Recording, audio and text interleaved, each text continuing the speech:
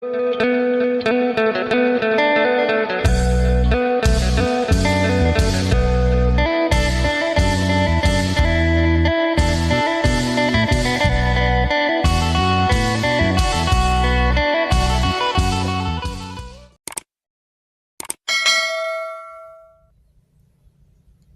สบายดีและสวัสดีพ่อแม่พี่น้อง FC กันเมื่อสุขูสุคน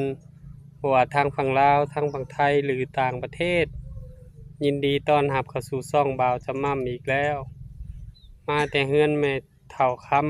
ำฝนตกหน่อยหนึ่งเลยมาหาพ่อเฒ่าคุณคือเก่า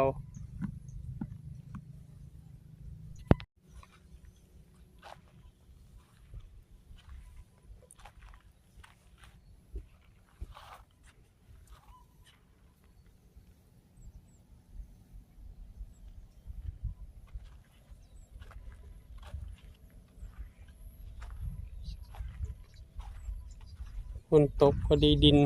ชุ่มหน่อยหนึ่ง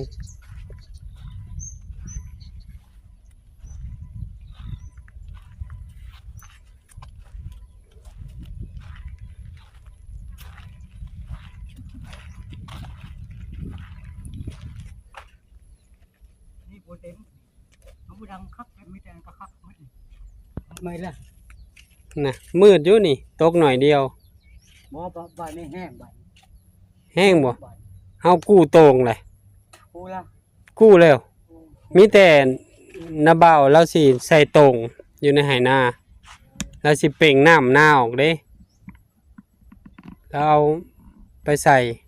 ส่กับเหล้าแล้วเพ่งมาแล้วมันแม่มึงเถื่อได้ปลาซิวบ่นี่แห้งบ่แห้งบ่เจ้าวะแห้งก่อนเต็มปุ๊บรถเป็นก่อนโดย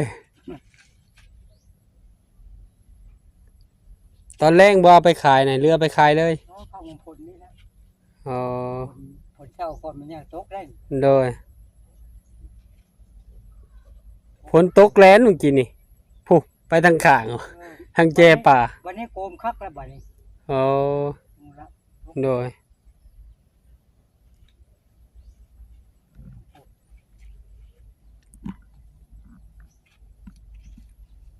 ก็ยังโกคักแล้วบัดนี้ไผแน่สั่งฟื้นน้ำเจ้าพ่อเฒ่ามีไผแน่สั่งพื้นน้ำเจ้าเฉยโอ้รถเท่าไรไปส่งครับวันนี้เฉย1,500,000ยายจ่อยกับ150,000ยายจ่อยก็สั่งบ่ยายจม100,000ในจุดอ๋อ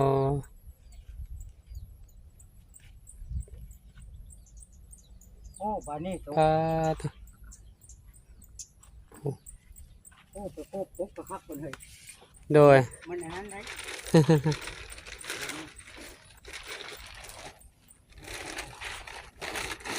แห้งแล้วโอ้เนี่ยมือโต้งเถอะครับ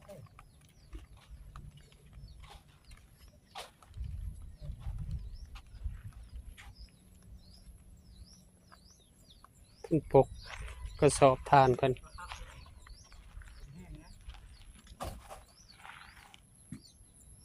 ดำมืดที่เลยที่มี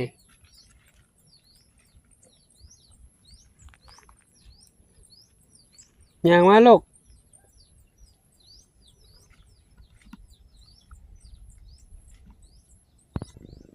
สบายดีลูกตโน่สบายดี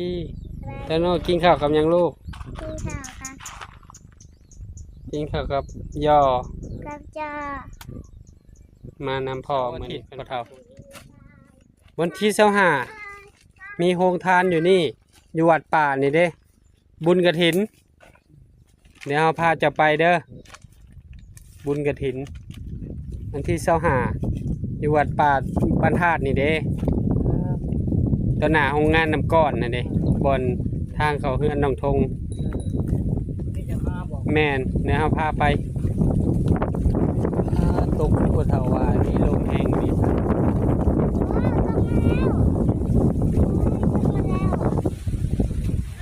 โอ้มาแล้วสบายดีนะแม่นะป้าลมฝนแห้งแล้วโตโน่ไปตุ๊ มาแล้วย่างเมื่ออ๋อลมมาแล้วพ่อแม่พี่น้อง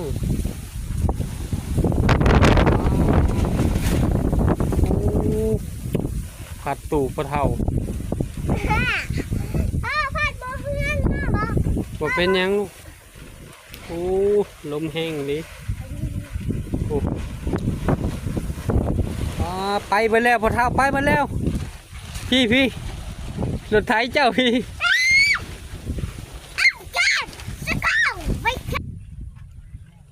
อ๋อ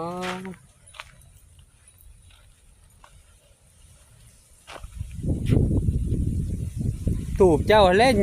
โยมแห้งหรืออยู่ตีปะเถ่า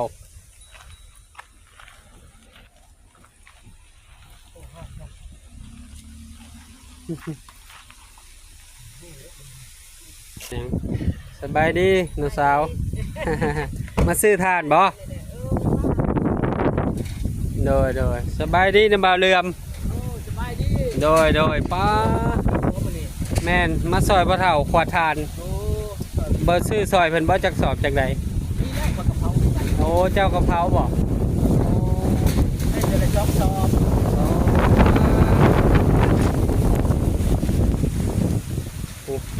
ปะเถ่ามันโปกทาน ท่านกินได้หรอพ่อ บ่กินไม่ได้โดยป้าตูบเจ้าสิอยู่บ่ปะเถ่าคือแห้งแท้ลมมาทางผีบัดนี้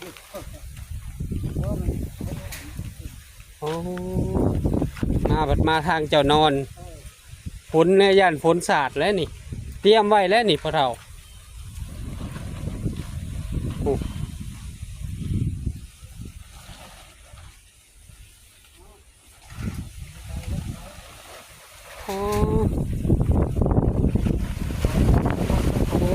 โหป้า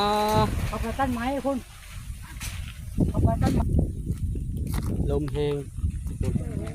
ชาวหน้าเพิ่งก็เตรียมโอ้รอบนี้แห้งเติบรอบนี้ เย้งเติบแห้งเติบเลยพ่อ นั่นแหละพ่อเฒ่า พ่อแห้งเติบนะพ่อ แม่นแห้ง อันนั้นแห้งกว่า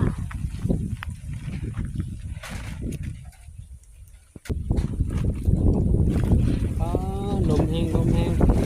พูดน้องในหน้ากับอยู่บ่ดิพูดลมพัดต้นคือบ่มามัดซอยแม่ในต้นได้แล้วบ่แห้งอย่างนี้ได้นี่นะเตรียมขู่น้ำเด้อมาตรงน้ำเด้อ อาบน้ำนอนค่ะ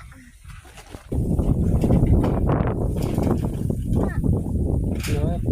สีมันสีห้าแบบ สังกะสี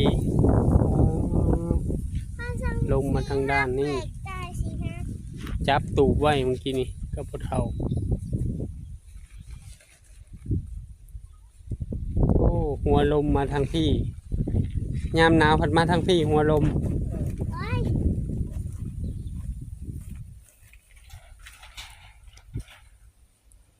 โน่เห็นบ่ลุงกินน้ำแนมไปอย่าซี่เด้อแนมเบิ่งงามบ่ นี่แหละเขาจะเห็นสีลงมันนี่ก่อนอ่ะ โดย เขาจะเอา เอา ลูก ก็ได้ บาทเด้มันจะเอาใส่น้ำมันสีเป็นสีลุงมันนี่เด้ โดย มันสีเป็นสีลุงมันสีเป็นสีลุงมันหมักสีลุงสีลุง โอ้ผ่ายางบ่มีพ่อเฒ่าเอานี่โปกเอา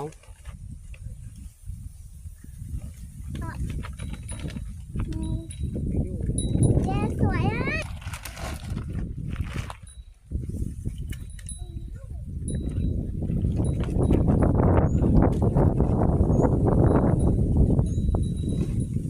เงียบพอบ่มีใครอยู่มาเลยสาวนาลงไปเขาเพื่อนั่นเป็นทางไปตัดคืน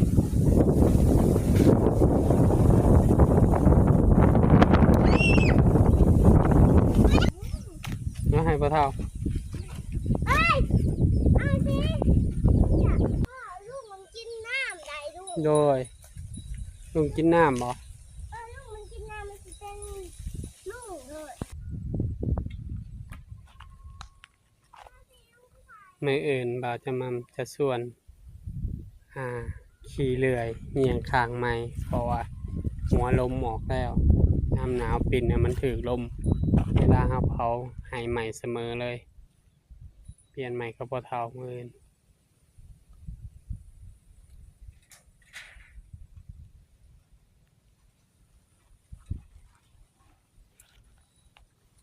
โน่มาเด้อลูก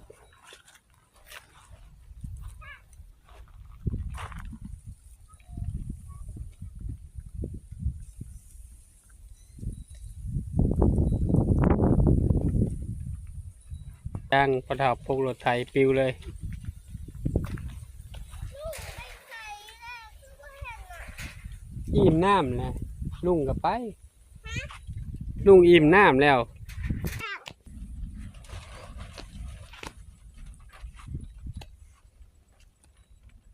อันละ ตกเลยย่าลมแล้วตกเลย แม่นลมแห้งปวดเท้า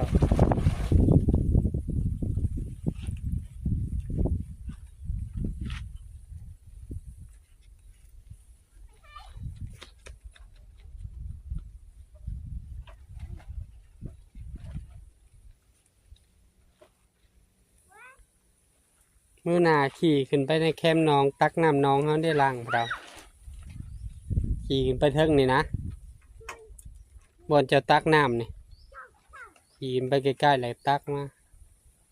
เสร็จ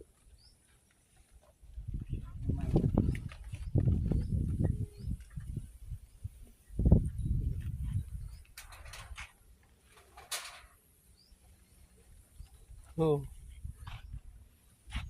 อย่าฝ้าวตกเด้อ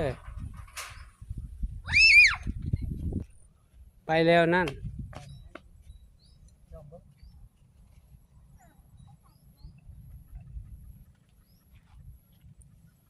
จังมูเลยนี่น้อง ตอนนี้2 โมงปลาย3 โมงยังฝากพ่อๆแม่ๆเป็นกำลังใจพ่อเฒ่าคูณนี่เด้อมาฮอดนี้บ่จะมั่มขอบุญขอบคุณพ่อแม่ FC ทุกท่านที่เบิ่งคลิปบ่จะมั่มต้นจนจบโดยบ่ข้ามโฆษณาเพื่อเป็นกำลังใจบ่จะมั่มเฮ็ดคลิปใหม่ๆออกมาให้พ่อแม่พี่น้องได้รับได้ชมขอให้พ่อแม่ FC ทุกท่านจงมีสุขภาพร่างกายแข็งแรงปราศจากโรคภัยไข้เจ็บคิดสิ่งใดให้ได้สิ่งนั้นสมความมุ่งมา่ปรารถนาทำมาค้าขายซื้อง่ายขายง่ายร่ำรวยๆเด้อพ่อแม่ FC ทุกท่านมาฮอดนี้เป็นกำลังใจครอบครัวบ่าวจะมั่มเนี่ยเด้อกดติดตามบ่าวจะมั่มกดไลค์กดแชร์อย่าลืมกดกระดิ่งเพื่อบ่พลาดคลิปใหม่ๆของบ่าวจะมั่มบ่าวจะมั่มขอตัวลาพ่อแม่พี่น้องไปก่อนเจอกันคลิปหน้าขอกล่าวคำว่าสบายดี